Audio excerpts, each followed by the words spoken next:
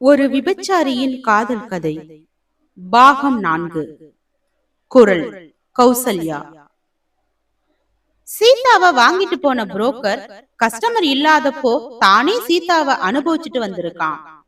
அப்போ அவன் தூங்கும் போது அவனுடைய போனை எடுத்துதான் அன்புக்கு கால் பண்ணிருக்கான். அவன் தூக்கத்துல இருந்து எழுந்த உடனேயே அந்த காலை கட் செஞ்சுட்டு என்ன செய்யறதுன்னு தெரியாம அந்த ஆள் கிட்ட தன்னை விட்டுட சொல்லி அழுது புலம்பி கெஞ்சிருக்கா சீதா. ஆனா அவன் அதையெல்லாம் கண்டுக்காம ஒரு வீட்டினுடைய மேல் பகுதியில ஒரு சீக்ரெட் அறைய உருவாக்கி அதுல சீதா மட்டும் இல்லாம சீதா போல பல பெண்களை பணம் கொடுத்து வாங்கிட்டு வந்து விபச்சார தொழில ஈடுபடுத்திட்டு இருக்கான். கடைசியா கேட்ட சீதாவுடைய குரலும் அவ பட்டு இருக்கக்கூடிய வேதனையையும் அன்புவால தாங்கிக்க முடியல. இதுல இருந்து அவளை எப்படியாச்சு காப்பாத்தணும் அப்படிங்கிற அந்த வழியோட திரும்பவும் சீதாவை தேடக்கூடிய முயற்சியில இறங்கினா அன்பு. திரும்பவும் அந்த நம்பர்ல இருந்து போன் வந்துடாதா? சீதாவுடைய குரலை கேட்க மாட்டோமா? சீதா கிட்ட இருந்து ஏதாவது தகவல் கிடைச்சிடாதா அப்படின்னு ஏங்கிட்டு இருந்தான் அன்பு. அப்போ சீதாவை வித்த அந்த புரோக்கர் கிட்ட இருந்து நம்ம அன்புவுக்கு போன் வந்துச்சு. சீதா மாதிரியே அழகா இருக்கக்கூடிய வேற ஏதாவது பெண்கள் இருந்தா கூட சொல்லு, நான் உடனே பணம் கொடுத்து வாங்கிக்கிறேன் அப்படின்னு அந்த ஆள் எனக்கு போன் பண்ணனா அப்படின்னு அந்த புரோக்கர் நம்ம அன்பு கிட்ட சொன்னான். அப்படி ஒரு பொண்ணு இருக்கு அப்படின்னு சொல்லி அவனை உடனே கிளம்பி வர சொல்லுன்னு அன்பு அந்த விபச்சார விடுதி நடத்துறவங்க கிட்ட சொன்னான். அந்த புரோக்கரும் விபச்சார விடுதி நடத்தும் அந்த ஆள் கிட்ட அன்பு கூறியவாறே கூறினான். உடனே அவன் வரக்கூடிய நேரம், இடம், இதை எல்லாத்தையும் அந்த புரோக்கர் அன்பு கிட்ட சொன்னான். அவனை புடிச்சா எப்படியாவது சீதாவை காப்பாத்திடலாம் அப்படிங்கிற நம்பிக்கையோடு அந்த இடத்துக்கு போனா அன்பு. அந்த விபச்சார விடுதி நடத்தும் அந்த ஆளும் அங்க வந்தான். அந்த புரோக்கரும் அங்க இருந்தான். தூரத்துல இருந்து பார்த்துட்டு இருந்த அன்பு அந்த புரோக்கர் சிக்னல் காமிச்சதும் உடனே ஓடி போய் அந்த ஆளை அடி அடின்னு அடிச்சு உதச்சி, எங்கடா என்னுடைய சீதா அப்படின்னு சொல்லி கேட்டான். சீதாவா? யாரது? எந்த சீதா அப்படின்னு அன்பு கிட்ட அந்த விபச்சார விடுதி நடத்துற ஆளு கேட்க அன்புக்கு கோபம் தாங்காம அவனை கொல்லக்கூடிய அளவுக்கு போயிட்டான் அன்பு. உயிர் பயத்துல அந்த ஆளு, என்ன மன்னிச்சுடு, நேத்து ஒரு கஸ்டமர் வந்தாரு, சீதாவை பார்த்துட்டு தான் கூட அழைச்சிட்டு போறேன், எவ்வளவு பணம் வேணாலும் கொடுக்கறேன் அப்படின்னு சொன்னான். நானும் அவனுக்கு சீதாவை வித்துட்டேன். அவன் யாரு, எங்க இருந்து வந்திருந்தான் அப்படின்னு எனக்கு தெரியாது. அவன் பணம் கொடுத்ததும் அவன் கூடயே நான் சீதாவை அனுப்பிட்டேன் அப்படின்னு அந்த விபச்சார விடுதி நடத்துற ஆளு அன்பு கிட்ட சொன்ன உடனே என்ன செய்யறதுன்னு தெரியாம நின்னா அன்பு. பொய் சொல்லாத, உண்மைய சொல்லு, சீதா உன்கிட்ட தானே இருக்கா, சீதாவை என்கிட்ட ஒப்படைக்க கூடாதுன்னு தானே அப்படின்னு தானே நீ இப்படி எல்லாம் பொய் சொல்ற, உனக்கு எவ்வளவு பணம் வேணும்னாலும் கொடுக்கறேன், உண்மைய சொல்லுடா நாயேன்னு அந்த விபச்சார விடுதிக்காரனை போட்டு திரும்பவும் அடிச்சா நம்ம அன்பு. நான் உண்மையத்தான் சொல்றேன், என்னுடைய உயிரை விட எனக்கு சீதாவை வச்சு தொழில் நடத்துறதா முக்கியம், நான் உண்மையத்தான் சொல்றேன், என்ன நம்புங்க அப்படின்னு அந்த ஆள் சொல்ல அன்பு, சரி அவனை பத்தி வேற ஏதாவது தகவல் தெரிஞ்சா சொல்லு, ஏதாவது தகவல், அவன் வந்தது போனது, அவன் எங்க இருந்து வந்திருப்பான், அவனை பெரிய பணக்காரன்னு சொல்ற, அப்பனா ஈஸியா அவனை கண்டுபிடிச்சிடலாம், அவனை வேற எங்கேயாச்சும் நீ பார்த்திருக்கியா சொல்லு அப்படின்னு அன்பு அவனை விசாரிக்க ஆரம்பிச்சான். அன்னைக்கு அவன் வந்தப்போ அவனுடைய பர்ஸ்ல இருந்து தவறுதலா இந்த விசிட்டிங் கார்டு கீழே விழுந்துடுச்சு. சரி அந்த விசிட்டிங் கார்டு எங்க, அதை என்கிட்ட குடு அப்படின்னு அன்பு கேட்க, அந்த விசிட்டிங் கார்டு இப்ப என்கிட்ட இல்ல, அது மும்பையில என்னுடைய விபச்சார விடுதியில தான் இருக்கு அப்படின்னு அந்த விடுதி நடத்துறவன் சொன்னான். மும்பைக்கு போனதும் அந்த விசிட்டிங் கார்டு எடுத்து அன்பு கிட்ட அந்த ஆளு கொடுத்தான். அப்போ அங்க ஏதோ தப்பா இருக்கு அப்படிங்கிற மாதிரி நம்ம அன்புக்கு தோணுச்சு. மேல போய் பார்த்தான். அங்க ரகசியமா அடைக்கப்பட்ட ஒரு அறைக்குள்ளார நிறைய பெண்கள் இருக்கிறத அன்பு பார்த்து அந்த ஆளை அடிச்சு உதைச்சி அங்க இருந்த பெண்கள் எல்லாத்தையும் விடுவிச்சு, உங்களுடைய ஊருக்கு நீங்க போங்க, இனிமே இந்த மாதிரி ஆளுங்க கிட்ட மாட்டிட்டு முழிக்காதீங்க அப்படின்னு சொல்லி அவங்கள விடுதலை பண்ணி அனுப்பி வச்சான் அன்பு. அந்த விசிட்டிங் கார்டுல இருந்த அட்ரஸோ கோவா. உடனே அங்க இருந்து கோவாக்கு போனா அன்பு.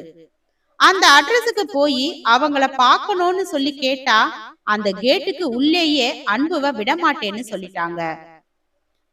அவன் மிக பெரிய பணக்காரனா இருக்கான், அவனை பார்க்கணும்னா அப்பாயின்மெண்ட் வாங்கணும் அப்படின்னு சொல்லி அன்புவ செக்யூரிட்டி துரத்தி விட்டுட்டான்.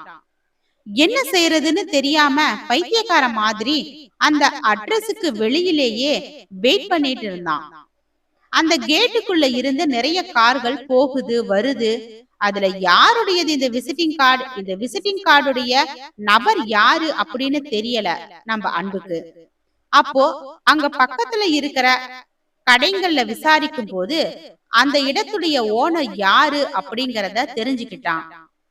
அன்பு கரெக்டா அந்த ஆள் கார்ல போகும்போது அந்த காரை பின்தொடர்ந்து அன்பு போனான். அந்த பணக்காரனுக்கு பாதுகாப்பு கொடுத்து சில ஆட்களும் கூடவே இருந்தாங்க. ஆனா தன்னுடைய உயிரை கொஞ்சம் கூட பொருட்படுத்தாம அந்த காரை பின்தொடர்ந்து போனா அன்பு. அப்போ அவனை பிடிச்சு மிரட்டி விசாரிக்க முடியாத சூழ்நிலை. ஏன்னா அவனை சுத்தி நிறைய ஆட்கள் இருந்த வண்ணமே இருந்தாங்க. அந்த நபர் தனியா ஏதாவது ஒரு இடத்துக்கு போவாரா அப்படின்னு சொல்லி சரியான சந்தர்ப்பத்தை எதிர்பார்த்து வெயிட் பண்ணிட்டு இருந்தான் அன்பு. அவங்கள பின்தொடர்ந்து கொண்டே இருந்தான். அதற்கான ஒரு சரியான இடமும் ஒரு சந்தர்ப்பமும் அன்புக்கு கிடைச்சது. ஆமா, அந்த பணக்காரர் அவருடைய கெஸ்ட் ஹவுஸுக்கு போனாரு. அங்க போகும்போது அவருடைய ஆட்களும் மிக குறைவாகவே இருந்தாங்க. இதுதான் சரியான சந்தர்ப்பம், அந்த பணக்காரனை அடிச்சு உதைச்சி எப்படியாச்சும் சீதாவை காப்பாத்தி கூட்டிட்டு போயிடணும் அப்படின்னு அந்த கெஸ்ட்ல யாருக்கும் தெரியாம, அந்த கெஸ்ட் ஹவுஸ்ல யாருக்கும் தெரியாம உள்ள நுழைஞ்சான் அன்பு. உள்ள போனதும் அந்த பணக்காரனை சந்திச்சு சீதா எங்க அப்படின்னு விசாரிச்சான் அன்பு. நீ யாரு, முதல்ல வெளிய போ அப்படின்னு செக்யூரிட்டிய கூப்பிட பார்த்தா அந்த பணக்காரன். அந்த பணக்காரன் வாய மூடி கன்னத்துல அடிச்சு காலால மிதிச்சு பின்னாடி கைய கட்டி காலை கட்டி வச்சு நல்லா அடிச்சு அதுக்கு அப்புறமேட்டு வாய் கட்ட அவிழ்த்து விட்டு சீதா எங்கன்னு சொல்லுடா பணக்கார நாயே அப்படின்னு திட்டனா அன்பு. அடி தாங்க முடியாம சீதா அந்த ரூம்ல தான் இருக்கா அப்படின்னு அந்த பணக்காரன் சொல்ல விழுந்து அடிச்சு பதட்டத்தோடு போய் அந்த கதவை திறந்தான் அன்பு. கதவை திறந்ததும் பயத்துல அந்த அறையின் மூலையில உட்கார்ந்திருந்தா சீதா. சீதாவை பணம் கொடுத்து வாங்கிட்டு வந்தது மட்டும் இல்லாம சிகரெட்டால சூடு வச்சு பல கொடுமைகளை அந்த பணக்காரன் செஞ்சிருக்கான். அத பார்த்ததும் தாங்கிக் கொள்ள முடியாத அன்பு திரும்பவும் போய் அந்த பணக்காரனை போட்டு அடி அடின்னு அடிச்சு ரத்த வெள்ளத்துல போட்டுட்டு அங்க இருந்து சீதாவை காப்பாத்தி திரும்பவும் தன்னுடைய ஊருக்கு கூட்டிட்டு போனா அன்பு. அவங்க திரும்ப போற வழியில அவங்க அன்பை பரிமாறிக்கிட்டாங்க. ஒருத்தருக்கு ஒருத்தர் ரொம்பவும் சந்தோஷமா பேசிட்டு போனாங்க. இனிமே உனக்காக நான் இருக்கேன், நீ எதுக்காகவும் கவலைப்படாத, கடைசி வரைக்கும் உனக்கு துணையா நான் இருப்பேன் அப்படின்னு சீதாவுக்கு முழு நம்பிக்கையையும் அன்பு கொடுத்தான். திரும்பவும் சொந்த ஊருக்கு வந்து சேர்ந்தாங்க. சில நாட்கள் மகிழ்ச்சியா அவங்க 2 பேரும் காதலிச்சுட்டு வந்தாங்க. ஒரு நாள் சீதா அன்பு கிட்ட சொன்னான், நான் இந்த தொழில செஞ்சது என்னுடைய குடும்பத்துடைய வறுமைக்காகத்தான். இன்னும் என்னுடைய குடும்பம் ஒரு நல்ல நிலைக்கு வரல.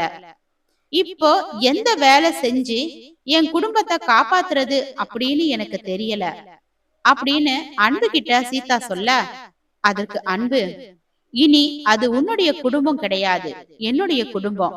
அந்த வீட்டுல இருக்க எல்லாரையும் நான் பாத்துக்கிறேன், நீ பணத்துக்காக கவலைப்படாத அப்படின்னு சீதாவுக்கு ஆறுதல் சொன்னா அன்பு. நான் ஒரு விபச்சாரி அப்படின்னு தெரிஞ்சா உங்க வீட்ல நம்ம கல்யாணத்துக்கு சம்மதிப்பாங்களா என கேட்டா சீதா. நீ கவலைப்படாத, எங்க வீட்ல என்னுடைய விருப்பம் தான் முக்கியம். நான் எதை கேட்டாலும் இல்லைன்னு சொல்ல மாட்டாங்க. அடுத்த முகூர்த்தத்திலேயே உனக்கும் எனக்கும் கல்யாணம் நடக்கும். உடனே நான் போய் எங்க வீட்ல பேசி அவங்க சம்மதத்தோட உங்க வீட்ல வந்து பொண்ணு கேட்கிறேன் அப்படின்னு சொல்லி அங்கிருந்து கிளம்பனா அன்பு. உண்மையாலுமே ஒரு விபச்சாரியா இருக்கக்கூடிய சீதாவ தான் வீட்டு மருமகளா அன்புடைய அப்பா அம்மா ஏத்துப்பாங்களா? நம்ம அன்புவுக்கும் சீதாவுக்கும் கல்யாணம் நடக்குமா? அடுத்த பாகத்துல பார்க்கலாம்.